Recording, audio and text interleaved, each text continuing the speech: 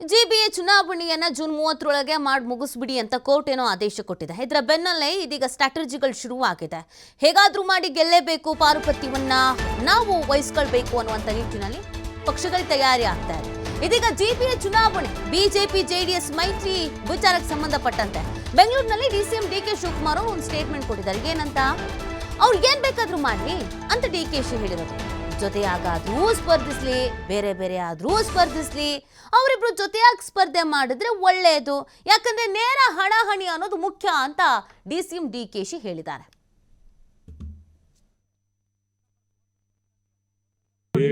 ಅವ್ರು ಏನ್ ಬೇಕಾದ್ರು ಮಾಡ್ಕೊಳ್ಳಿ, ಜೊತೆ ಯಾರು ಇರ್ಲಿ, ಬೇರೆ ಯಾರು ಮಾಡ್ಕೊಳ್ಳಿ, ಏನ್ ಬೇಕಾದ್ರು ಮಾಡ್ಕೊಳ್ಳಿ. ನಮ್ಗೆ ಒಂದೇನಾದ್ರೆ ನನ್ನ ಅಭಿಪ್ರಾಯ, ಒನ್ಸ್ ಫಾರ್ ಆಲ್ ಅವರಿಬ್ರು ಜೊತೆ ಒಟ್ಟಿಗೆ ಫೈಟ್ ಪಾರ್ಲಿಮೆಂಟ್ ಅಲ್ಲಿ ಹೆಂಗ್ ಮಾಡಿದ್ರು ಹಂಗ ಅಸೆಂಬ್ಲಿ ಇದು ಎಲ್ಲ ಮಾಡ್ಬಿಟ್ರೆ ನಮ್ಗೆ ಒಳ್ಳೇದು. Straight fight is more important than a triangle fight. ಅವ್ರು ಏನ್ ಬೇಕಾದ್ರು ಮಾಡ್ಕೊಳ್ಳಿ, ಜೊತೆ ಯಾರು ಇರ್ಲಿ, ಬೇರೆ ಯಾರು ಮಾಡ್ಕೊಳ್ಳಿ, ಏನ್ ಬೇಕಾದ್ರು ಮಾಡ್ಕೊಳ್ಳಿ. ನಮ್ಗೆ ಒಂದೇನಾದ್ರೆ ನನ್ನ ಅಭಿಪ್ರಾಯ, ಒನ್ಸ್ ಫಾರ್ ಆಲ್ ಅವರಿಬ್ರು ಜೊತೆ ಒಟ್ಟಿಗೆ ಫೈಟ್ ಪಾರ್ಲಿಮೆಂಟ್ ಅಲ್ಲಿ ಹೆಂಗ್ ಮಾಡಿದ್ರು ಹಂಗ ಅಸೆಂಬ್ಲಿ ಇದು ಎಲ್ಲ ಮಾಡ್ಬಿಟ್ರು. ಸುಪ್ರೀಂ ಆದೇಶದ ಪ್ರಕಾರ ಚುನಾವಣೆ ಮಾಡ್ತೇವೆ. ಬೆಂಗಳೂರಿನಲ್ಲಿ ಡಿಸಿಎಂ ಡಿಕೆ ಶಿವಕುಮಾರ್ ಈ ಸ್ಟೇಟ್ಮೆಂಟ್ ಕೊಡ್ತಾ ಇದ್ದಾರೆ. ಚುನಾವಣೆಗೆ ಸರ್ಕಾರ ಸಿದ್ಧವಾಗಿದೆ, ಆದ್ರೆ ರಾಜ್ಯ ಚುನಾವಣೆ ಆಯೋಗಕ್ಕೆ ಅಫಿಡವಿಟ್ ಸಲ್ಲಿಸಿದ್ದಾರೆ. ಅದು ರಾಜ್ಯ ಚುನಾವಣೆ ಆಯೋಗಕ್ಕೆ ಬಿಟ್ಟಿದ್ದು. ಸರ್ಕಾರ ಎಲ್ಲಾ ತರದ ಆದೇಶವನ್ನ ಕೊಡುತ್ತಿ ಅಂತ ಹೇಳಿದ್ದಾರೆ. ಈ ಸಂದರ್ಭದಲ್ಲಿ ಕಮಿಷನ್ ಎಲೆಕ್ಷನ್ ಕಂಡಕ್ಟ್ ಮಾಡೋದು, ಅವ್ರಿಗೂ ಇನ್ಸ್ಟ್ರಕ್ಷನ್ ಕೊಟ್ಟಿದ್ದೀವಿ, ವಿ ಆರ್ ರೆಡಿ ಅಂತೇಳಿ. ಅವ್ರೇನು ಟೈಮ್ ಲೈನ್ ಇತ್ತು ಆ ಟೈಮ್ ಲೈನ್ ಪ್ರಕಾರ ಏನು ಬೇಕೋ ನಾವು ಮಾಡಿದ್ದೀವಿ ಅಷ್ಟೇ. ಆಮೇಲೆ ಏನಾದ್ರು ಇದು ರಿಸರ್ವೇಷನ್ ಅಲ್ಲಿ ಕೆಲವರು ಯಾರೋ ಕೂಗ್ತಾ ಇದ್ರು, ಅದೇನೋ ವುಮನ್ ಕಡಿಮೆ ಆಗಿದೆ, ಜಾಸ್ತಿ ಆಗಿದೆ ಅಂತ. ಅದು ನಾನು ಗಮನಿಸಿಲ್ಲ, ನಾನು ನೋಡ್ತೀನಿ. ಅಂಥದ್ದೇನಾದ್ರು ರೆಕ್ಟಿಫಿಕೇಶನ್ ಇದ್ದರೆ ರೆಕ್ಟಿಫಿಕೇಶನ್ ಯಾವ ಸಚ್ಚಿಗೆ ಇರಲ್ಲ. ಕೆಲವೆಲ್ಲ ಅಬ್ಜೆಕ್ಷನ್ಸ್ ಆಗ್ತಾರೆ, ತಪ್ಪೇನಿದೆ, ಅವ್ರವ್ರ ವಿಚಾರದಲ್ಲಿ ಅಬ್ಜೆಕ್ಷನ್ ಆಗ್ತಾರೆ. ಅದಕ್ಕೊಂದು ಸಮಿತಿ ಇದೆ, ಆ ಸಮಿತಿಯವ್ರು ಏನು ತೀರ್ಮಾನ ಮಾಡಬೇಕೋ ಮಾಡ್ತಾರೆ. ನಮ್ಗೆ ಏನು ತರಲ್ಲ. State election commission election conduct ಮಾಡೋದು, ಅವ್ರಿಗೂ ಇನ್ಸ್ಟ್ರಕ್ಷನ್ ಕೊಟ್ಟಿದ್ದೀವಿ, ವಿ ಆರ್ ರೆಡಿ ಅಂತೇಳಿ.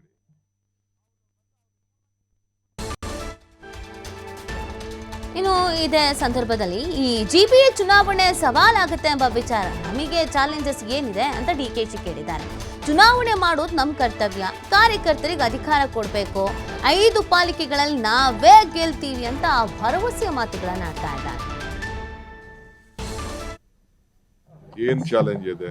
ನನ್ನ ಡ್ಯೂಟಿ ಎಲೆಕ್ಷನ್ ಮಾಡೋದು, ನನ್ನ ಡ್ಯೂಟಿ ಕಾರ್ಯಕರ್ತರಿಗೆ ಅಧಿಕಾರ ಕೊಡೋದು, ಹೊಸ ನಾಯಕರುಗಳನ್ನ ತಯಾರು ಮಾಡ್ತಾ ಇದ್ದೀವಿ.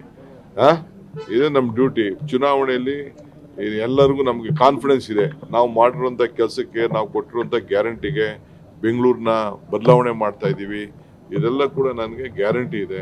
ಜನ ನನಗೆ ವಿಶ್ವಾಸ ಕೊಡ್ತಾರೆ. ನಾವು 5 ಕಾರ್ಪೊರೇಷನ್ ಗೆಲ್ತೀವಿ. ಏನ್ ಚಾಲೆಂಜ್ ಇದೆ? ನನ್ನ ಡ್ಯೂಟಿ ಎಲೆಕ್ಷನ್ ಮಾಡೋದು, ನನ್ನ ಡ್ಯೂಟಿ ಕಾರ್ಯಕರ್ತರಿಗೆ ಅಧಿಕಾರ ಕೊಡೋದು, ಹೊಸ ನಾಯಕರುಗಳನ್ನ ತಯಾರು ಮಾಡ್ತಾ ಇದ್ದೀವಿ. ಇದು ನಮ್ಮ ಡ್ಯೂಟಿ. ಚುನಾವಣೆಯಲ್ಲಿ ಎಲ್ಲರಿಗೂ ನಮ್ಗೆ ಕಾನ್ಫಿಡೆನ್ಸ್ ಇದೆ. ನಾವು ಮಾಡಿರುವಂತ ಕೆಲಸಕ್ಕೆ, ನಾವು ಕೊಟ್ಟಿರುವಂತ ಗ್ಯಾರಂಟಿಗೆ ಬೆಂಗಳೂರಿನ ಬದಲಾವಣೆ ಮಾಡ್ತಾ ಇದ್ದೀವಿ. ಈ ಬಗ್ಗೆ ಮತ್ತಷ್ಟು ಮಾಹಿತಿಯನ್ನು ನೀಡ್ತಾರೆ ನಮ್ಮ ಪ್ರತಿನಿಧಿ ಸ್ವಾಮಿ ಲೈವ್ನಲ್ಲಿ ಜಾಯ್ನ್ ಆಗ್ತಾ ಇದ್ದಾರೆ. ಸ್ವಾಮಿ, ಜಿಬಿಎ ಎಲೆಕ್ಷನ್ ಅಂದ ತಕ್ಷಣ ಹೌದು, ಸಹಜವಾಗಿ ಗೆಲ್ಲೇಬೇಕು ಅನ್ನುವಂಥ ಹಟ್ಟಕ್ಕೆ ಎಲ್ಲ ಪಕ್ಷಗಳು ಬಿದ್ದಿದೆ. ಒಂದು ಕಡೆ ಮೈತ್ರಿ, ಇನ್ನೊಂದು ಕಡೆಯಲ್ಲಿ ಕಾಂಗ್ರೆಸ್ನವರಂತೂ ಪ್ರತಿಷ್ಠೆಯಾಗಿ ತೆಗೆದುಕೊಂಡು ಬಿಟ್ಟಿದ್ದಾರೆ. ಸೊ ಸ್ಟೇಟ್ಮೆಂಟ್ಗಳು ಒಂದು ಕಡೆಯಲ್ಲಿ, ತಯಾರಿ ಯಾವ ಥರ ನಡೀತಾ ಇದೆ ಇನ್ನೊಂದು ಕಡೆಯಲ್ಲಿ?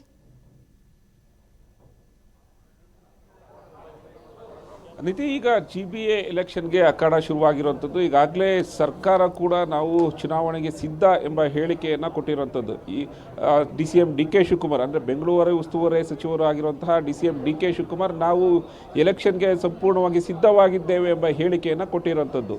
ಅಂದರೆ ಸುಪ್ರೀಂ ಕೋರ್ಟ್ ಕೂಡ ಈಗಾಗಲೇ ಜನವರಿ 28ರ ಒಳಗೆ ಏನಾದರೂ ತಕರಾರಿದ್ದರೆ, ಮೀಸಲಾತಿಗೆ ಸಂಬಂಧಪಟ್ಟಂತೆ ಇರ್ಬೋದು ಅಥವಾ ವಾರ್ಡ್ಗಳಿಗೆ ಸಂಬಂಧಪಟ್ಟಂತೆ ಇದ್ದವರು ಯಾವುದಾದ್ರೂ ತಕರಾರು ವಿಚಾರಗಳಿದ್ದರೆ ಅರ್ಜಿಯನ್ನು ಸಲ್ಲಿಸಿ ಎಂಬ ಆದೇಶವನ್ನು ಕೊಟ್ಟಿರೋದು. ಜೂನ್ 30ರ ಒಳಗೆ ಎಲೆಕ್ಷನ್ನ ಪರಿಪೂರ್ಣಗೊಳಿಸಿ ಎಂಬ ಆದೇಶವನ್ನು ಕೊಟ್ಟ ಬಳಿಕ ಇನ್ನಷ್ಟು ಇದಕ್ಕೆ ವೇದಿಕೆ ಸಿದ್ಧವಾಗ್ತಾ ಇರೋಂಥದ್ದು.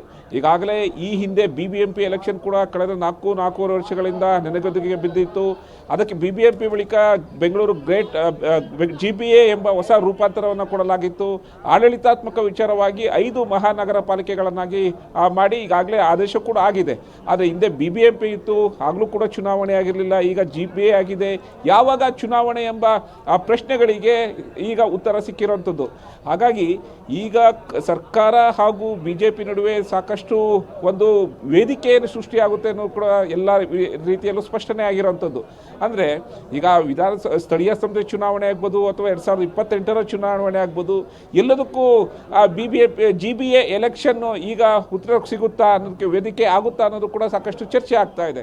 DCM DK ಶಿವಕುಮಾರ್ ಕೂಡ ಹೇಳಿಕೆ ಕೊಟ್ಟಿರುವಂಥದ್ದು, ನಾವು ಎಲ್ಲ ರೀತಿಯ ಚುನಾವಣೆಗೆ ಸಿದ್ಧರಿದ್ದೇವೆ. GBA ಚುನಾವಣೆ ಮಾಡೋದಕ್ಕೆ ನಾವು ಎಲ್ಲ ರೀತಿಯ ಸಿದ್ಧವಾಗ್ತಾ ಇದ್ದೇವೆ. ಕಾರ್ಯಕರ್ತರಿಗೆ ನಾವು ಅಧಿಕಾರವನ್ನು ಕೊಡಬೇಕು, ಹೊಸ ನಾಯಕರನ್ನು ನಾವು ಇನ್ನಷ್ಟು ಜವಾಬ್ದಾರಿ ಕೊಡಬೇಕು, ಹುಟ್ಟು ಹಾಕಬೇಕು ಎಂಬ ಹೇಳಿಕೆಯನ್ನು ಕೊಟ್ಟಿರುವಂಥದ್ದು.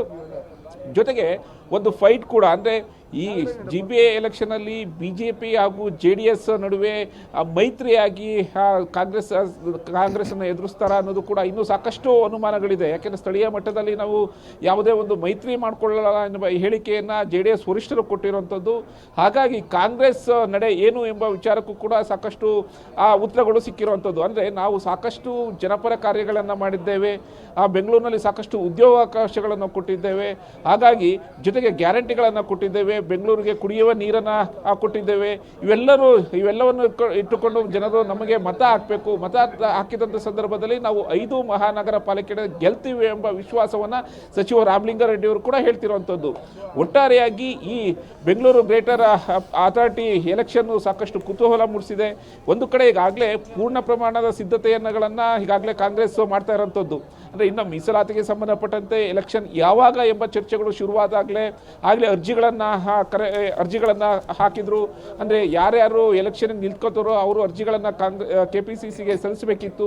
ಅಲ್ಲಿ ಅವರ ಒಂದು ಆಡಳಿತ ಅಂದರೆ ಅವರ ಒಂದು ವಾರ್ಡ್ನಲ್ಲಿ ಹಿಡಿತ ಹೇಗಿದೆ, ಯಾವ ರೀತಿ ಕಾರ್ಯವೈಖರಿ ಮಾಡ್ತಾ ಇದ್ದಾರೆ, ಯಾವ ರೀತಿ ಪಕ್ಷ ಸಂಘಟನೆ ಇದೆ, ಎಲ್ಲವನ್ನೂ ಕೂಡ ಪರಿಗಣಿಸಿ ಆ ನಂತರ ನಾವು ಟಿಕೆಟ್ ಕೊಡ್ತೀವಿ ಎಂಬ ಹೇಳಿಕೆಯನ್ನು KPCC ಅಧ್ಯಕ್ಷರು ಆದಂತಹ DCM DK ಶಿವಕುಮಾರ್ ಹೇಳಿದರು.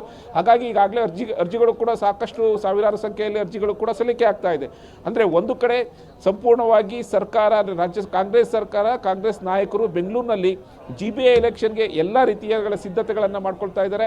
ಇನ್ನು BJP ಕೂಡ ಯಾವ ರೀತಿ ಸಿದ್ಧತೆಗಳನ್ನು ಮಾಡ್ಕೊಳ್ಬೇಕು, ಯಾವ ರೀತಿ ಒಂದು ಸ್ಪರ್ಧೆಯನ್ನು ಮಾಡಬೇಕು, ಬೆಂಗಳೂರು ಗದ್ದುಗೆಯನ್ನು ಯಾವ ರೀತಿ ಉಳಿಸ್ಕೋಬೇಕು ಅನ್ನೋದು ಸಾಕಷ್ಟು ತಂತ್ರಗಳನ್ನು ಹಿಡಿತಾ ಇರೋಂಥದ್ದು. ಒಟ್ಟಾರೆಯಾಗಿ ಈ GBA ಎಲೆಕ್ಷನ್ನಲ್ಲಿ ಯಾರು ಗೆದ್ದು ಪಟ್ಟವನ್ನು ಏರ್ತಾರೆ, ಯಾರು ಗದ್ದುಗೆಯನ್ನು ಏರ್ತಾರೆ ಅನ್ನೋದು ಸಾಕಷ್ಟು ಕುತೂಹಲ ಮೂಡಿಸ್ತಿರುವಂಥದ್ದು.